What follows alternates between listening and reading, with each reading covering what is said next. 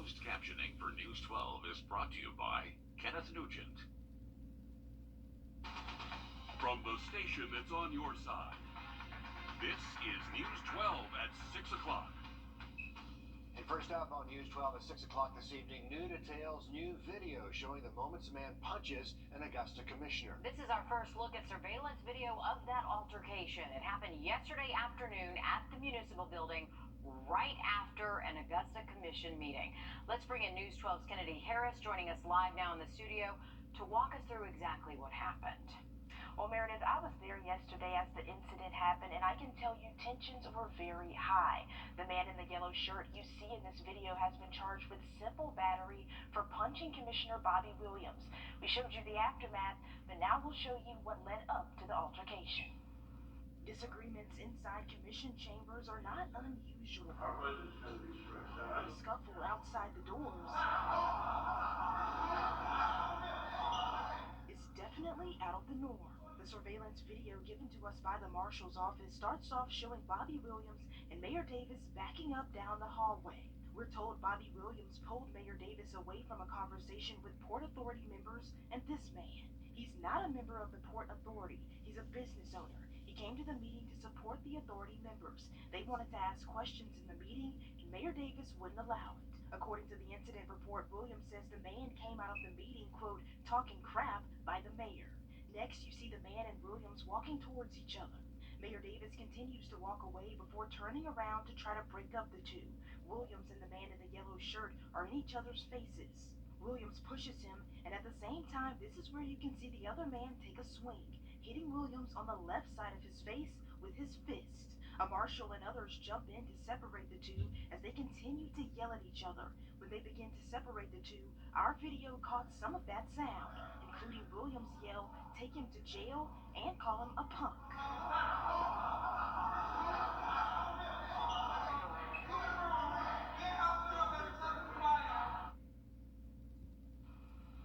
And the marshal's office says they expect the man to turn himself in for his charges soon. They also told us initially he did not want to press charges against Williams, but later he changed his mind and said he did. And we did reach out to Commissioner Williams for comment, but we have not heard back. Just an unusual series of circumstances there. Kennedy, thank you.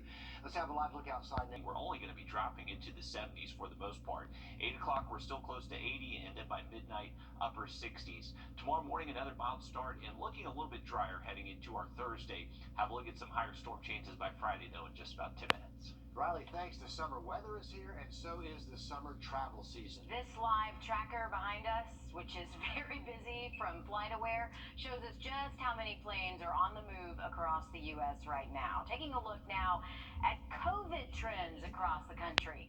Things are looking green for the most part, including right here in the two-state.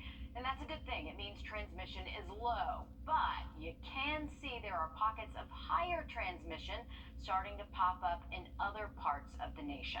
News 12's Maria Sellers live for us at Augusta Regional Airport, where things have been really busy all day long. And Maria, you spoke with AU Health about the clusters of those cases.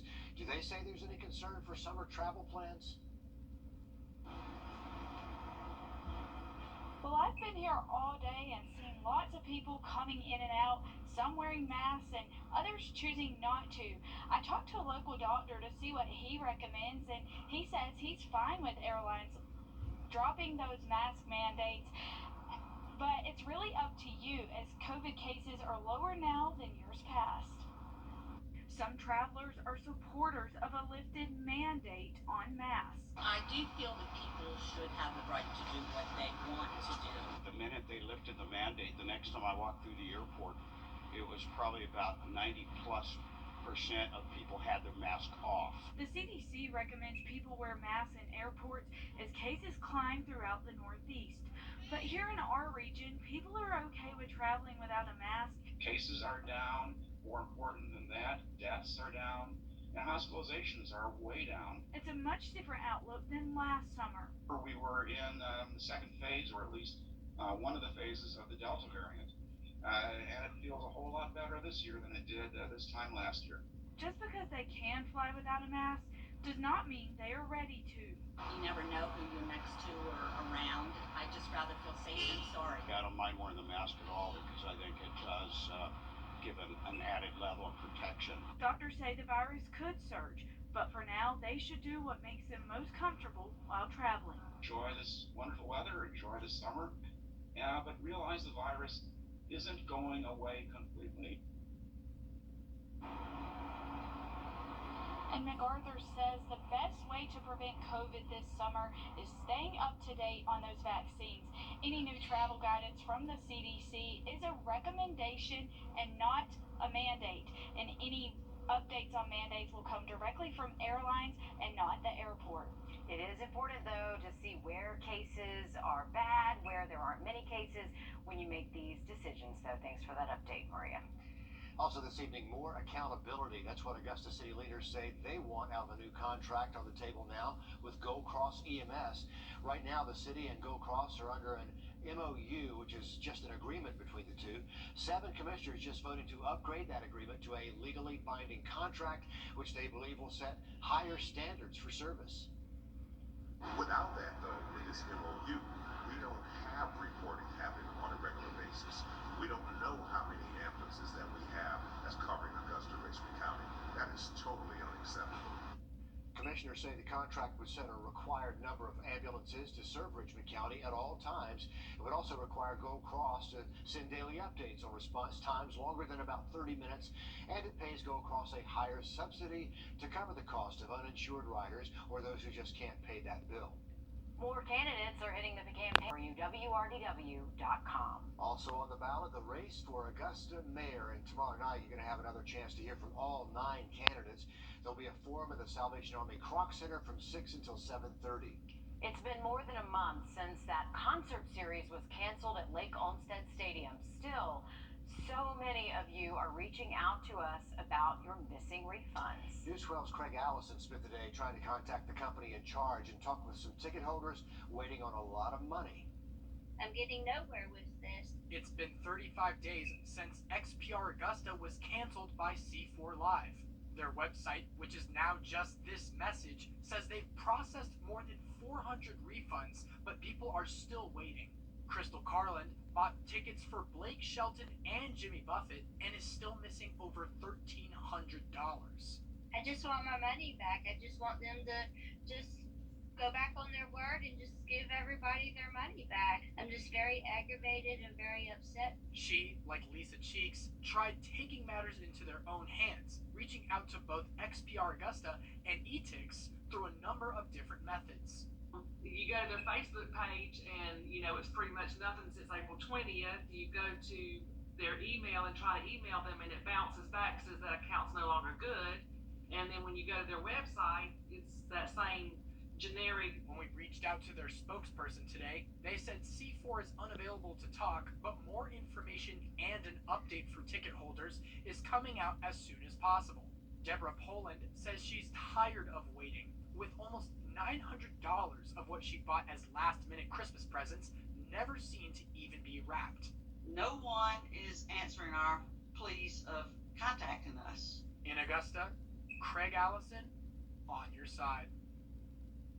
As for when the company says they'll get that update to ticket holders, we don't know. They're still telling customers they're working on the issue. The spokesperson for C4 tells us their prior experience includes events like the Super Bowl Saturday nights for 2015, 2019, and 2020. But hopefully, those refunds will come soon. We're watching. We'll stay on the story for you. Riley? Well, we are tracking just a few tiny storms out there this afternoon, but a better chance to see some storms as we head into our Friday, and possibly some of those could be severe. We'll have an update for you just after the break. The areas highlighted in yellow, so Metro Atlanta, Alabama, and Tennessee, a little bit better ingredients to see that late in the day on Friday. For Mother's Day on Sunday, it's going to be beautiful. We're going to wake up in the mid-50s in the afternoon, near 80 degrees, low humidity, and that nice weather sticks around through most of early next week.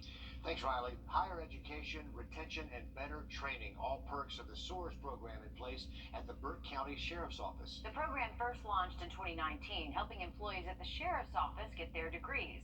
Since then, they've seen nearly 20 new graduates, and as our Will Rio shows us, it's benefiting the department as a whole. The The Burke County Sheriff's Office is in year 3 of the SOARS program. Burke County Sheriff Alfonso Williams says that this program has been a game changer over the past few years because it allows his deputies to better serve his community. We did this because we believe that if we're going to solve any of society's ills, that the only way to do it is through education. In May of 2019, the Burke County Sheriff's Office partnered with Faulkner University to create the SOARS program. It gives public safety employees and residents of Burke County the chance to get a college degree at a reduced cost. It's a win-win for this community. Since the program started, 33% of Burke County's agency now has a college degree. It is huge for an agency this size. Burke County Sheriff Alfonso Williams says this program allows his deputies to be more trained, more proactive, and connect with their community. It makes them more competitive, too. That higher education allows us an opportunity to recruit, hire, train, and retain better qualified officers. Makes you a better officer instead of, just the old cut and dry way. It'll make you think outside of the box. Deputies say it sets them up for better opportunities in the future. Even going through the program, it has helped me in my job. I am in the training division, and I have implemented some of the things that I've learned and the knowledge that I've gained in some of my classes into our training programs here that we deliver to our deputies on a monthly basis. The sheriff says it's helping make his agency and the community the best in the area. We are changing the world one person at a time. Those graduates are expected to graduate this Friday down in Alabama at Faulkner University. Moving forward, the sheriff says they're pushing to eventually start offering to pay their employees to get more advanced degrees moving forward. A great program, education, always a good thing. Thanks for that, Will. The sports now.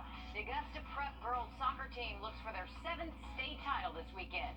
Hear why this one is a little more special for the Cavaliers next with Nick. I look forward to being the next mayor. On your sideline, sports brought to you by the Hawk Law Group. The Augusta Prep girls soccer team has become a powerhouse in the last decade, winning state titles in 2015, 16, 17, 19, and 2021. As they look for yet another title this weekend, they do it with a little added motivation. Head coach Tom Norton's been the girls' coach since 2010.